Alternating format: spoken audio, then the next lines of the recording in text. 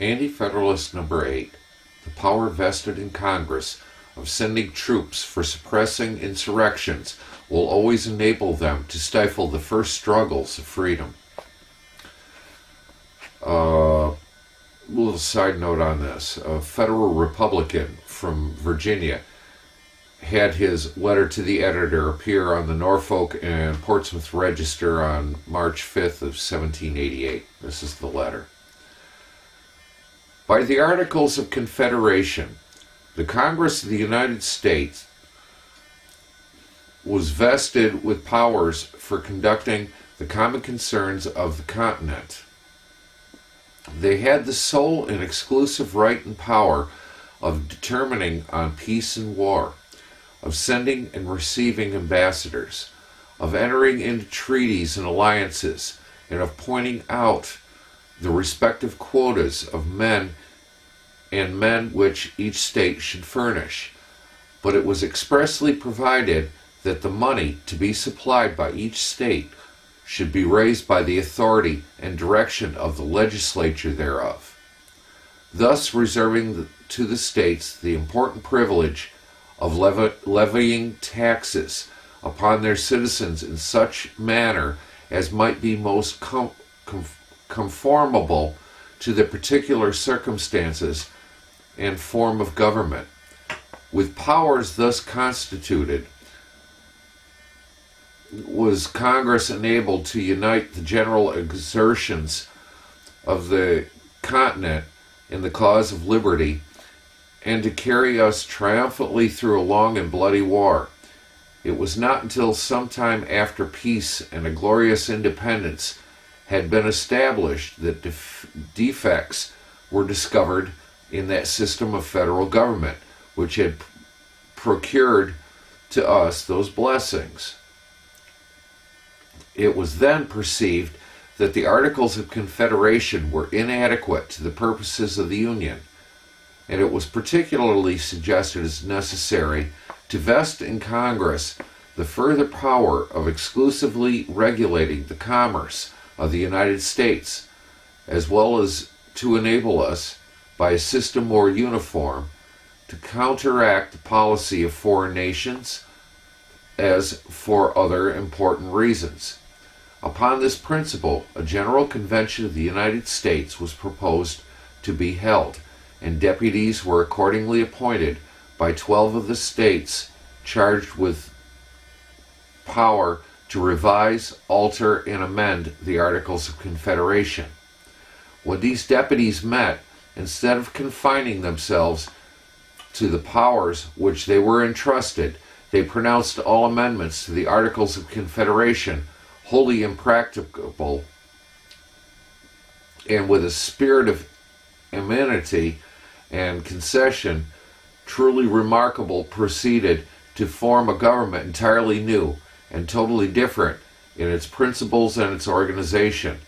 Instead of a Congress whose members could serve but 3 years out of 6 and then return to a level with their fellow citizens, and who are liable at all times, whenever the states might deem it necessary, to be recalled, Congress, by this new Constitution, will be composed of a body whose members during the time when they are appointed to serve can receive no check from their constituents, instead of the powers formerly granted to Congress of ascertaining each state's quota of men and money to be raised by the legislatures of the different states in such a mode as they might think proper.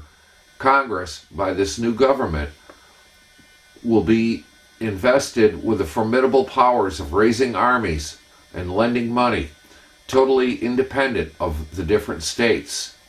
They will, moreover, have the power of leading troops among you in order to suppress those struggles which may sometimes happen among free people, and which tyranny will impiously brand with the name of sedition.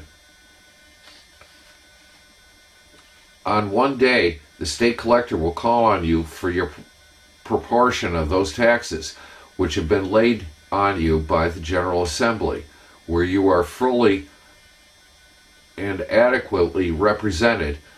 On the next will come the Continental Collector to demand from you those taxes which shall be levied by the Continental Congress, where the whole state of Virginia will be represented by only 10 men.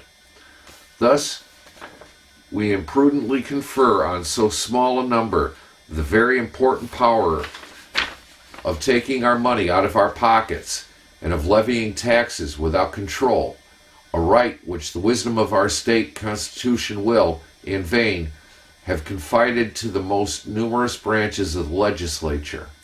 Should the sheriff or state collector in any manner aggrieve you either in person or property, these sacred rights are amply secured by the most solemn compact.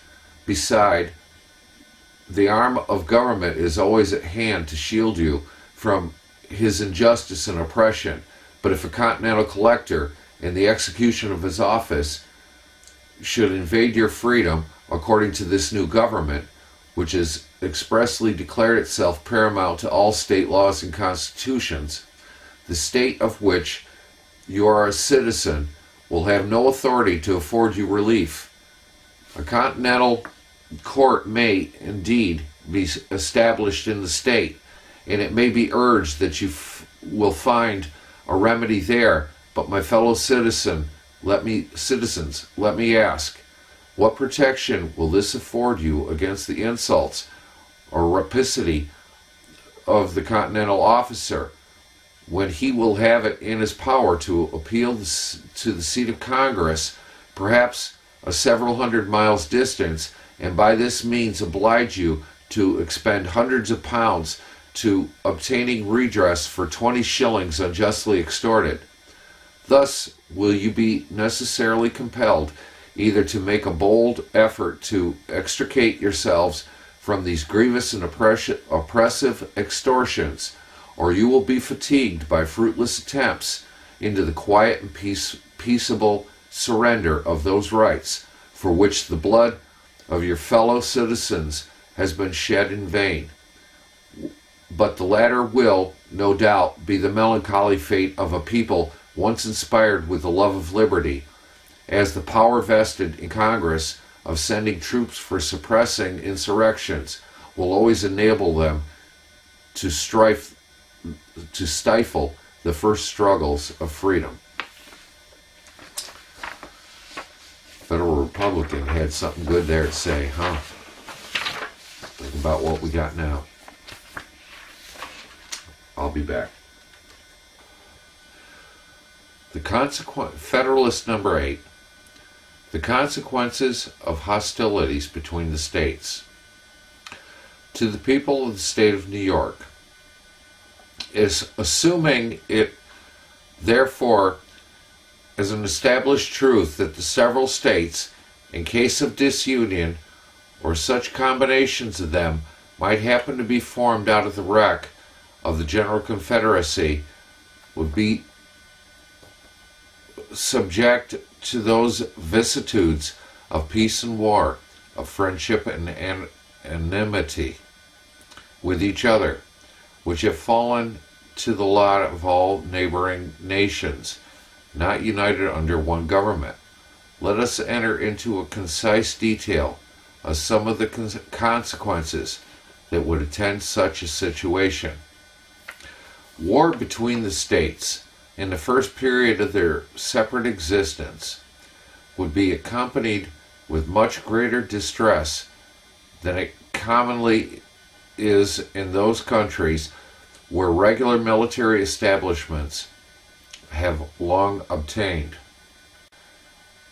The disciplined armies always kept on foot on the continent of Europe, though they bear a magnificent aspect of liberty and economy, have, notwithstanding, been productive of the single advantage of rendering sudden conquests impracticable, and of preventing that rapid desolation which used to mark the progress of war prior to their introduction.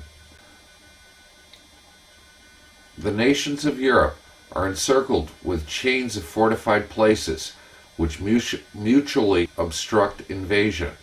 Campaigns are wasted in free frontier garrisons to gain admittance into an enemy's country.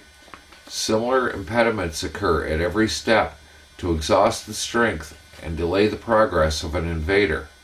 Formally, an invading army would penetrate into the heart of a neighboring country almost as soon as intelligence of its approach could be received, but now a comparatively small force of disciplined troops acting on the defensive with the aid of posts is able to impede and frustrate the efforts of one much more considerable.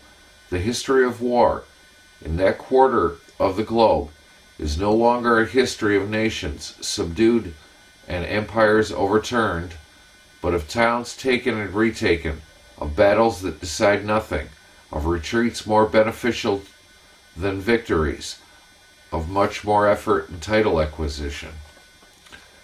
In this country, the scene would be altogether reversed. The jealousy of military establishments would postpone them as long as possible.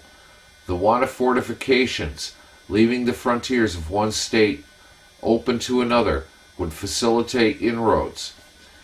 The populous states would, with little difficulty, overrun their less populous neighbors. Conquests would be as easy to be made as difficult to be retained. War, therefore, would be delusionary and predatory. Plunder and devastation ever march in the train of irregulars. The calamities of individuals would make the principal figure in the events which would characterize our military exploits. You know, folks, I'm looking at my counts and I'm really not getting out there. I'm going to leave down in the crotch bar the Federalist and the a link to the Federalist and the Anti-Federalist papers. The more I look at this, the more I see what the Anti-Federalists warned of. Now, don't get me wrong,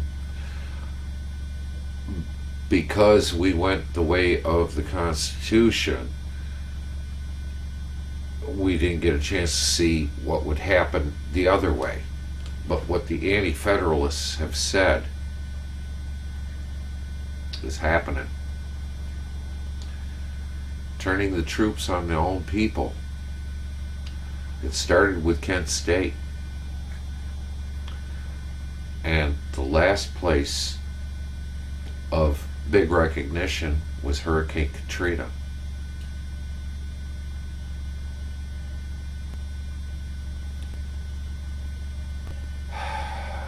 There was merit both.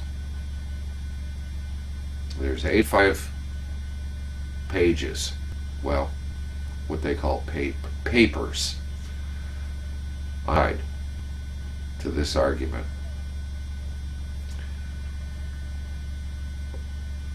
Read them. I read them years ago. I read them again a few years ago, but I'm reading them again.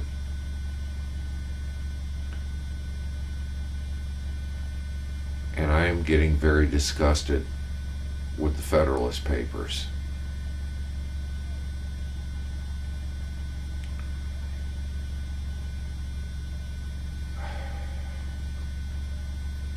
I'm going to continue on with